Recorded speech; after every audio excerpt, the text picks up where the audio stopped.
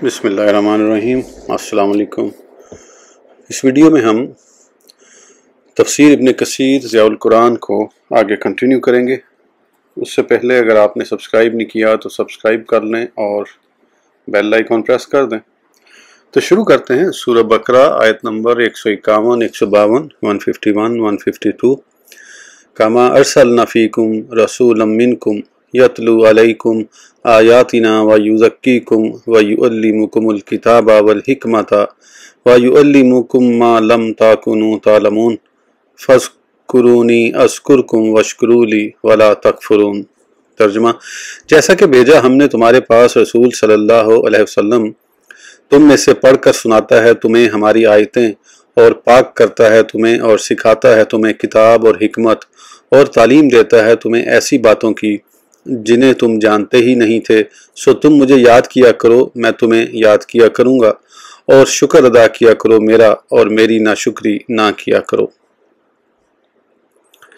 तफसीर: अल्लाह तबारक व तआला अपने मोमिन बंदों को इस जलीलुल कदर नेमत की याद दिला रहे हैं जो उसने उन पर फरमाई, यानी हज़रत सैयदना मोहम्मद सल्लल्लाहु अलैहि वसल्लम को उन पर रसूल बनाकर भेजा, जो उनके सामने अल्लाह की आयात बैनात की तलावत फरमाते हैं, उन्हें रज़ाइल, अखलाक, नफूस की गलाजत और जाहलियत के अफ़ाल से पाक फरमाते हैं, अंधेरों और जहालत की तारीकियों से निकाल कर नूर हिदायत की तरफ ले जाते हैं।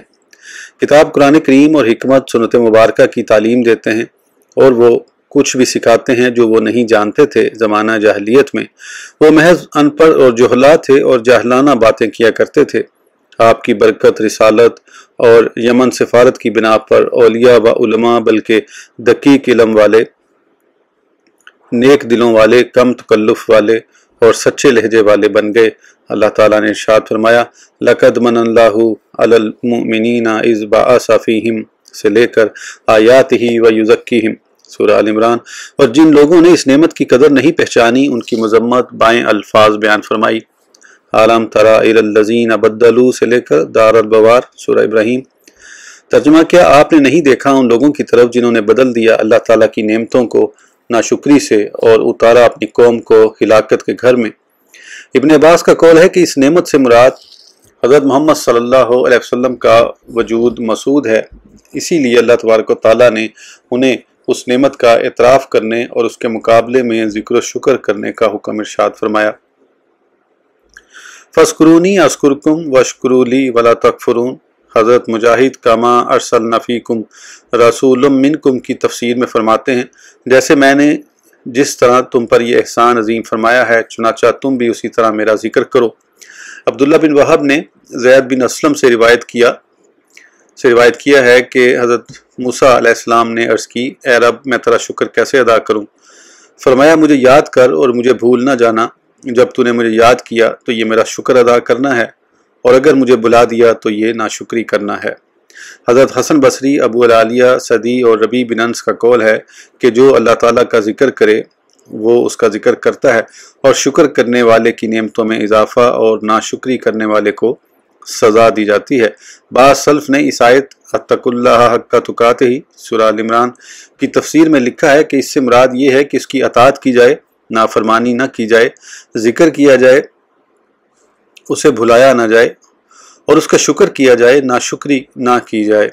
इब्न अबी हातिम ने हज़रत मखूल अज़दी का कौल नकल किया है कि मैंने हज़रत इब्न उमर रज़ियल्लाहु अन्हुमा से अर्ज़ की, आपकी क्या राय है अगर कातिल, शराबी, चोर और ज़ानी अल्लाह का जिक्र करे? तो फरमाया, जब ये अल्लाह का जिक्र करे तो अल्लाह उस पर लानत फरमाते हैं यहाँ तक कि वो खामोश हो जाए। हज़रत हसन बसरी का कौल है कि जो कुछ मैंने तुम पर फ़र्ज़ किया है उसे याद करो, मैंने जो अपने ऊपर वाजिब किया है उसे मैं याद करूँगा। हज़रत सईद बिन जुबैर का कौल है कि तुम मेरी ताअत से मुझको याद करो, मैं तुम्हें अपनी मग़फ़िरत से याद करूँगा। हज़रत इब्न अब्बास इसकी तफसीर में फरमाते हैं, अल्लाह का तुम्हें याद करना तुम्हारे ज़िक्र करने से बड़ा है। सही हदीस में है, अल्लाह ताला फरमाते हैं, जिसने मुझे अपने दिल में याद किया मैं भी उसे ऐसे ही याद करता हूँ, और जो मुझे मजलिस में याद करे मैं उससे बेहतर मजलिस में उसे याद करता हूँ। इमाम अहमद का कौल है कि हज़रत अनस रज़ियल्लाहु अन्हु ने फरमाया कि रसूलुल्लाह सल्लल्लाहु अलैहि वसल्लम का इरशाद है कि अल्लाह ताला फरमाता है, हदीस कुदसी, ए इब्ने आदम, अगर तूने मुझे अपने दिल में याद किया तो मैं भी तुम्हें याद करता हूँ। अगर तू मुझे मजमा आम में याद करे तो मैं तुम्हें मलाइका के मजमा में यहाँ एक रिवायत के अल्फाज में उससे बेहतर मजमा में तुम्हें याद करता हूँ, अगर तुम मुझसे एक बालिश्त नज़दीक हो तो मैं एक हाथ तेरे करीब हो जाता हूँ, अगर तू मेरी तरफ चल कर आए तो मैं दौड़ कर तेरी तरफ आता हूँ। ये हदीस सही संद वाली है, बुखारी ने इसे रिवायत किया है। इसमें कतादा रज़ियल्लाहु अन्हु से नकल किया है कि अल्लाह ताला रहमत से करीब है। कौला वशकुरूली वला तकफुरून, अल्लाह तबारक व तआला ने अपने शुक्र करने का हुक्म दिया और शुक्र अदा करने पर मजीद खैर व बरकत का वादा फरमाया और इरशाद फरमाया व इस तअज़्ज़ना रब्बुकुम लइन शकरतुम से लेकर अज़ाबी ला शदीद, सूरह इब्राहीम। तर्जुमा, और याद करो जब तुम्हें मतला फरमाया तुम्हारे रब ने इस हकीकत से कि अगर तुम पहले एहसानात पर शुक्र अदा करो तो मैं मजीद इजाफा कर दूंगा, और अगर तुमने नाशुक्री की तो जान लो यकीनन मेरा अजाब शदीद है। इमाम अहमद ने एक हदीस के ज़बन में हज़रत अबू रजा अतारदी से नकल किया है कि हज़रत इमरान बिन हसैन हमारे पास आए, आप पर एक रेशमी चादर थी, हमने उसे उससे पहले या बाद कभी नहीं देखा। आपने इरशाद फरमाया कि रसूलुल्लाह सल्लल्लाहु अलैहि वसल्लम ने इरशाद फरमाया, जिसे अल्लाह ताला की कोई नेमत अता फरमाए तो अल्लाह ताला उस नेमत के असरात अपनी मखलूक पर देखना चाहता है। एक दूसरी रिवायत में अपने बंदे पर के अल्फाज आए हैं। सूरह बकरा आयत नंबर 153, 154, 153, 154। या अय्युहल्लज़ीना आमनुस्तईनु बिस्सब्रि वस्सलात इन्नल्लाहा मअस्साबिरीन वला तक़ूलू लिमन युक़तलू फ़ी सबीलिल्लाहि अमवातुन बल अहयाउन वलकिन ला तशउरून। तर्जुमा, ए ईमान वालो, मदद तलब किया करो सब्र और नमाज के ज़रिए से, बेशक अल्लाह ताला सब्र करने वालों के साथ है, और ना कहा करो उन्हें जो कत्ल किए जाते हैं अल्लाह की राह में कि वो मुर्दा हैं, बल्कि वो जिंदा हैं लेकिन तुम उसे समझ नहीं सकते। तफसीर, शुक्र के बयान से फिरागत के बाद अल्लाह ताला सब्र का बयान शुरू फरमा रहे हैं। सब्र और नमाज से इस्तानत और रहनुमाई लेने का हुक्म दिया जा रहा है। इंसान अगर नेमत में हो तो शुक्र करे और अगर मुश्किलात में हो तो सब्र करे। जैसे हदीस शरीफ में आया है, मोमिन के लिए ताज्जुब है, अल्लाह उसकी तकदीर में कोई चीज़ नहीं रखता मगर उसके लिए उसमें भलाई है। अगर उसे खुशी हासिल हो और उस पर शुक्र अदा करे तो ये उसके लिए बेहतर है, और अगर कोई रंज पहुँचे और वो सब्र करे तो ये भी उसके लिए बेहतर है। अल्लाह ताला बयान फरमा रहे हैं कि मसाइब के बर्दाश्त करने में जिन चीज़ों से मदद ली जा सकती है उनमें उम्दा तरीन सब्र और नमाज है, जैसे उससे पहले गुजर चुका वस्ताईनु बिस्सब्रि वस्सलात से लेकर अल-खाशीन, सूरह बकरा। तर्जुमा, और मदद लो सब्र और नमाज से, और बेशक नमाज ज़रूरी भारी है मगर आजिज़ी करने वालों पर भारी नहीं। हदीस शरीफ में है कि सैयदना रसूलुल्लाह सल्लल्लाहु अलैहि वसल्लम को जब कोई मुश्किल दरपेश आती तो नमाज अदा फरमाया करते थे। सब्र की दो सूरतें हैं, एक महारम यानी हराम करदा अशिया और गुनाहों के तर्क करने पर सब्र करना, दूसरी ताअत व इबादत की बजा आवरी पर सब्र करना। दूसरी सूरत में सवाब ज़्यादा है क्योंकि यही मकसूद है। सब्र की तीसरी किस्म मसाइब व मुश्किलात पर सब्र करना, ये भी वाजिब है, जैसे अयूब पर इस्तग़फ़ार करना। अब्दुर्रहमान बिन ज़ैद बिन असलम का कौल है कि सब्र के दो बाब हैं। एक, अल्लाह ताला के लिए सब्र करना जो वो पसंद फरमाए अगरचे ये चीज़ नफ्स और बदन पर दुश्वार ही क्यों ना हो। नंबर दो, अल्लाह ताला की खातिर नापसंदीदा अमूर से किनारा कशी इख्तियार करना अगरचे दिली मेलानात उसी तरफ हों। जो शख्स इन सिफ़ात से मुत्सिफ हो वो साबरीन में से है जिन पर अल्लाह ताला सलाम फरमाएगा इंशाअल्लाह। इमाम ज़ैनुल आबिदीन अली बिन हुसैन रज़ियल्लाहु अन्हु का कौल है कि रोज़े हशर जब अल्लाह ताला अवलीन व आखरीन को जमा फरमाएगा उस वक़्त एक मनादी ये निदा देगा, सब्र करने वाले कहाँ हैं कि उन्हें बग़ैर हिसाब जन्नत में दाखिल किया जाए। लोगों की कुछ जमातें उठ खड़ी होंगी, फरिश्ते उन्हें पूछेंगे कि ऐ बनु आदम आप कहाँ जा रहे हैं। वो कहेंगे जन्नत की तरफ। वो फिर पूछेंगे क्या हिसाब से भी पहले। वो कहेंगे हाँ। वो पूछेंगे आप कौन लोग हैं। वो कहेंगे हम साबरीन हैं। वो कहेंगे तुमने क्या सब्र किया। वो बताएंगे हमने अल्लाह ताला की अताअत पर सब्र किया, हम अल्लाह की मासियत से बचते रहे यहाँ तक कि अल्लाह ताला ने हमें वफ़ात दे दी। वो फरिश्ते कहेंगे तुम इसी तरह हो जैसे तुमने बताया, जाओ जन्नत चले जाओ। नेक अमाल करने वालों का कितना ही अच्छा अजर है। मैं कहता हूँ इसी की तायीद इसी आयत करीमा से भी होती है, इन्नमा युवफ़्फ़स-साबिरूना अजरहुम बिगैरि हिसाबिन, सूरह ज़ुमर। तर्जुमा, मसाइब व आलाम में सब्र करने वालों को उनका अजर बेहिसाब दिया जाएगा। सईद बिन जुबैर का कौल है कि सब्र से मुराद बंदे का एतराफ़ है کہ ہر مصیبت جو اسے آئے اللہ کی طرف سے ہے اور اس پر اللہ کے ہاں اجر و ثواب کی امید رکھے۔ بعض اوقات گھبراہٹ میں آدمی جزا فضا کرتا ہے، اسے صرف صبر کرنا ہی مناسب ہے۔ قال تعالی وَلَا تَقُولُوا لِمَنْ يُقْتَلُ فِي سَبِيلِ اللَّهِ أَمْوَاتٌ بَلْ أَحْيَاءٌ۔ اللہ تبارک و تعالیٰ اس بات سے آگاہ فرما رہے ہیں کہ شہداء برزخ میں زندہ ہیں اور رزق دیے جاتے ہیں، جس طرح کہ صحیح مسلم میں آیا ہے کہ شہداء کی روحیں سبز پرندوں کے قالب میں جنت میں جہاں چاہے گھومتی ہیں، پھر زیر عرش معلق قندیلوں میں رہتی ہیں۔ تمہارے رب نے ان کی طرف نگاہ التفات فرمائی اور پوچھا تم کیا چاہتے ہو؟ وہ کہنے لگے اے ہمارے رب، ہم کس چیز کی خواہش کریں جبکہ تو نے ہمیں وہ کچھ عطا فرمایا ہے جو کسی مخلوق کو نہیں بخشا۔ پھر دوبارہ ان سے یہی سوال کیا جب انہوں نے دیکھا کہ کوئی سوال کیے بغیر انہیں نہیں چھوڑا جائے گا۔ وہ کہنے لگے ہمیں دار دنیا کی طرف لوٹایا جائے تاکہ ہم تیری راہ میں جہاد کریں اور دوبارہ رتبہ شہادت پر فائز ہوں۔ وہ یہ مطالبہ شہادت کا اجر و ثواب دیکھ کر کریں گے۔ اس وقت اللہ رب ذوالجلال فرمائے گا میں نے یہ بات لکھ دی ہے کہ وہ دنیا کی طرف نہیں لوٹائے جائیں گے۔ ایک اور حدیث شریف جسے امام احمد نے امام شافعی کے واسطے سے امام مالک سے روایت کیا ہے میں ہے، عبد الرحمن بن کعب بن مالک اپنے باپ سے روایت کرتے ہیں کہ رسول اللہ صلی اللہ علیہ وسلم نے ارشاد فرمایا مومن کی روح ایک پرندہ ہے جو جنت کے درخت سے لٹکا ہوا ہے تاکہ روز قیامت اللہ تعالیٰ اسے اپنے جسم کی طرف لوٹائے گا۔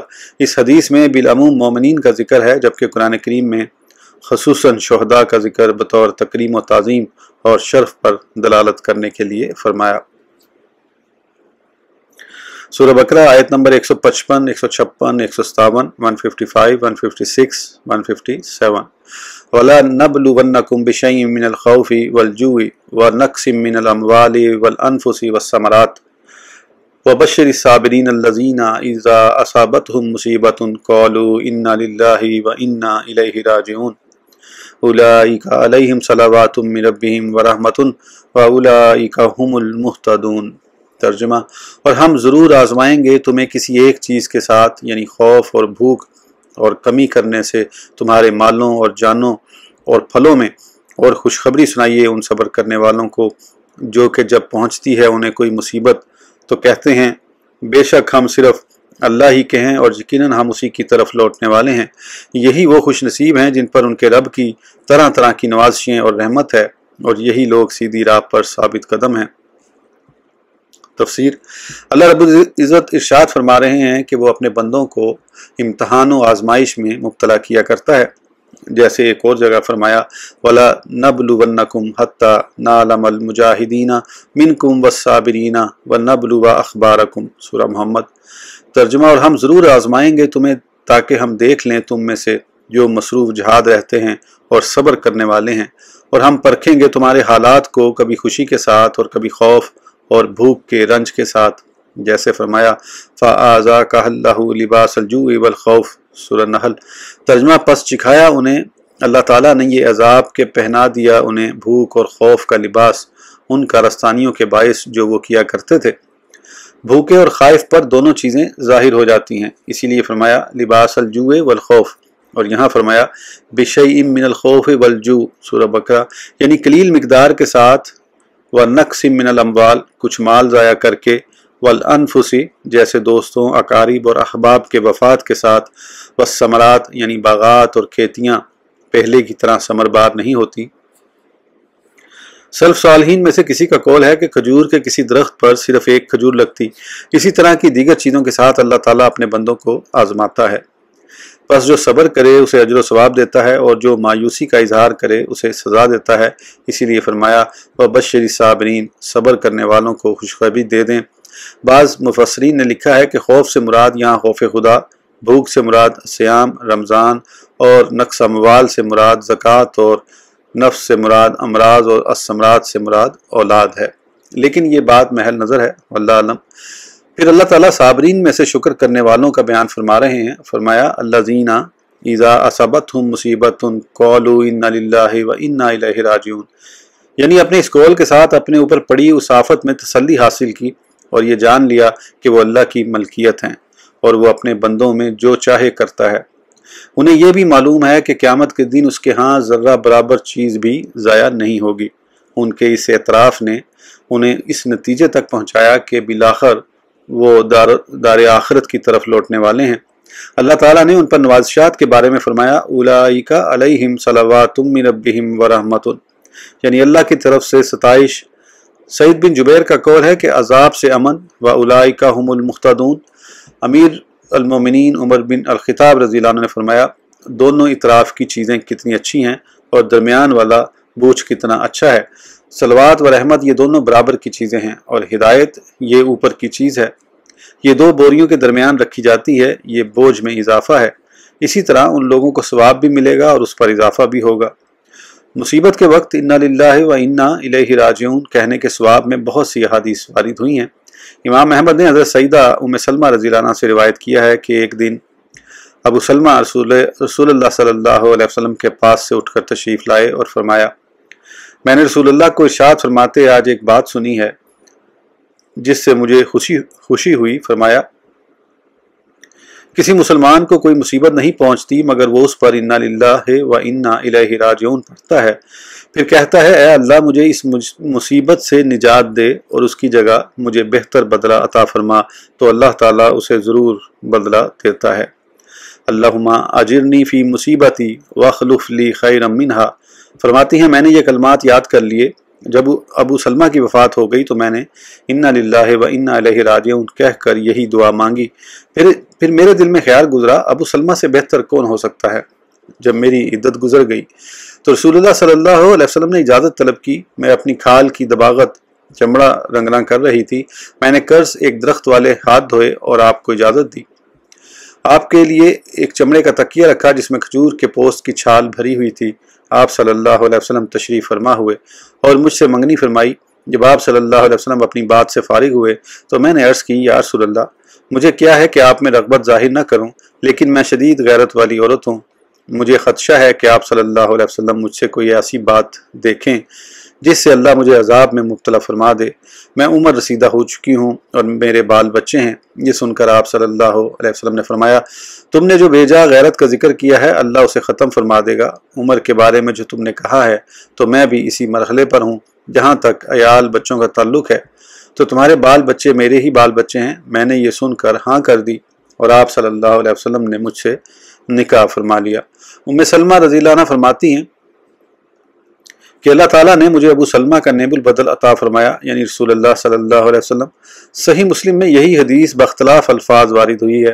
امام احمد نے بروایت امام حسین بن علی رضی اللہ عنہ ذکر فرمایا ہے کہ نبی اکرم صلی اللہ علیہ وسلم نے فرمایا کسی مسلمان مرد یا عورت پر کوئی مصیبت آئی ہو اور وہ اسے یاد کرے اگرچہ کتنا عرصہ کیوں نہ گزر چکا ہو، اور یاد آنے پر وہ انا للہ و انا الیہ راجعون پڑھے تو اللہ تعالیٰ اسے نئے سرے سے وہی اجر عطا فرمائیں گے جتنا اس مصیبت کے وقت ملا تھا۔ ابن ماجہ نے بھی اپنی سنن میں اسے روایت فرمایا ہے۔ امام احمد نے اپنی سند سے ابو سنان سے روایت کیا ہے کہ میں نے اپنے بچے کو دفن کیا، ابھی میں قبر میں ہی تھا کہ ابو طلحہ خولانی نے میرا ہاتھ پکڑ لیا اور مجھے باہر نکال کر فرمایا کیا میں تمہیں خوشخبری نہ دوں؟ میں نے کہا کیوں نہیں؟ فرمایا مجھے ضحاک عبد الرحمن بن اوزب نے ابو موسیٰ سے بیان فرمایا ہے کہ رسول اللہ صلی اللہ علیہ وسلم نے ارشاد فرمایا، اللہ تعالیٰ کا ارشاد ہے، حدیث قدسی ہے، اے ملک الموت تو نے میرے بندے کا بیٹا، اس کی آنکھوں کی ٹھنڈک اور دل کا قرار چھین لیا۔ اس نے عرض کی ہاں۔ اللہ تعالیٰ نے فرمایا تو اس بندے نے کیا کہا؟ عرض کی اس نے تیری حمد و ثنا کی اور انا للہ و انا الیہ راجعون پڑھا۔ تو اللہ تعالیٰ فرماتا ہے اس کے لیے جنت میں گھر بناؤ اور اس کا نام بیت الحمد رکھو۔ علی بن اسحاق اور ترمذی نے عبداللہ بن مبارک سے اسی طرح روایت کیا ہے اور کہا ہے کہ یہ حدیث حسن غریب ہے اور ابو سنان کا نام عیسیٰ بن سنان ہے۔ اس ویڈیو کے لیے اتنا ہی، پھر انشاءاللہ اگلی ویڈیو میں آگے کنٹینیو کریں گے۔ اس وقت تک کے لیے اجازت دیجیے، سبسکرائب کرنا نہ بھولیں۔ اللہ حافظ۔